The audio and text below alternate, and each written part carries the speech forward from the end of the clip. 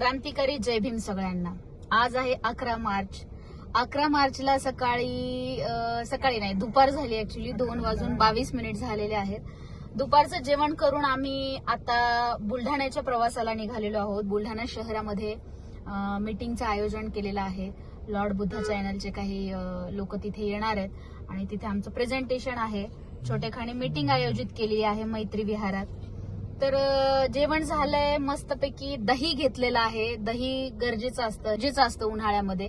So दही खाते आणि आता पुढच्या प्रवासाला निघालेली आहे. पुढचे व्हिडिओ तुमच्यासोबत शेअर करते. जस्ट एक मिनिट, बहिणीचा फोन आलाय अर्जंटमध्ये. हॅलो, हा बोल. तर आता आम्ही एका ठिकाणी थांबलेलो आहोत. तिथं गाडी लावली आहे. गाडी आमची सीएनजी वर चालते. कधीतरी सीएनजी मिळत असतं. बऱ्याचदा खूप मोठी लाईन लागलेली असते बघा अशी. पण आम्हाला जेव्हा वेळ असतो किंवा कधीतरी वेळ मिळाला तर आम्ही सीएनजी भरून घेत असतो. सो तर प्रकाश आहेत, विशाल आहे आणि प्रकाश सर.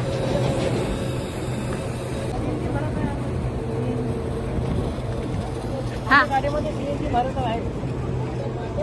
तुम्ही काय करता?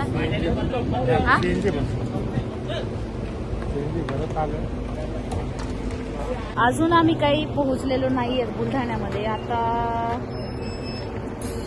4:14 झालेले आहेत आणि आम्ही प्रवासातच आहोत. 2 वाजल्यापासून थोड्या वेळामध्ये आम्ही पोहोचणार आहोत.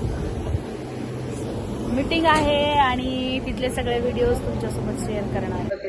तर बुलढाणा शहरामध्ये तर आम्ही पोहोचलेलो आहोत. पण इथे आम्ही मैत्री बौद्ध विहाराच्या ठिकाणी थांबलेलो आहोत. इथे कार्यक्रम आहे आणि इथे बसलेल्या लोकांना मी आता मीरमाई नाटकाबद्दल माहिती देणार आहे. सो बघूयात आता तिथला काय रिस्पॉन्स येतो ते. बुलढाणा शहरातील मैत्री बौद्ध विहार इथं संडे स्कूल चालू आहे. आम्ही आलो. इथल्या लोकांना थोडीफार माहिती देऊन आम्ही पुढच्या प्रवासाला निघणार आहोत. हे भारतातलं पहिलं नाटक आहे.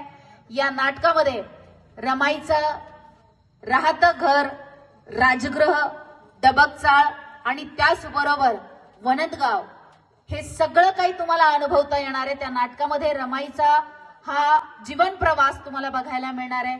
जवळपास 30 लोकांची टीम या नाटकामध्ये काम करत आहे.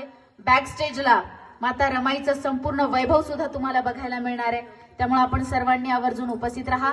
आणि या नाटकाला कोणीही स्पॉन्सर नाहीये. अनेक कार्यक्रम हे राजकीय पक्षाच्या अंतर्गत होतात, पण मी रमाई नाटकाचा कोणीही राजकीय पक्षातला पुढारी किंवा कोणीही स्पॉन्सर नसल्यामुळं आपल्या लोकवर्गणीतूनच या नाटकाचं आयोजन होणार आहे. त्यामुळं आपणही या नाटकाचा एक अविभाज्य घटक म्हणून या नाटकाची तिकीट्स खरेदी करा. कारण तुम्हीच या नाटकाचे आयोजक आहात. कोणत्याही व्यक्तीकडून मी स्पॉन्सरशिप घेणार नाही आणि घेतलीही नाही. कारण मला रमाईच्या नावावर राजकारण करायचं नाहीये. समाजाला एकत्र घेऊन या नाटकाचं प्रेझेंटेशन करायचंय. त्यामुळे एक सामाजिक जबाबदारी समजून आपण तिकीट्स खरेदी करायला अशी अपेक्षा व्यक्त करते. ही मीटिंग झाली आणि त्यानंतर 11:30 वाजता रात्री घरी गेले. पण घरी गेल्यानंतर व्हिडिओ बनवण्याची माझ्यामध्ये काही कॅपॅसिटी नव्हती आणि त्यामुळे मी आराम केला.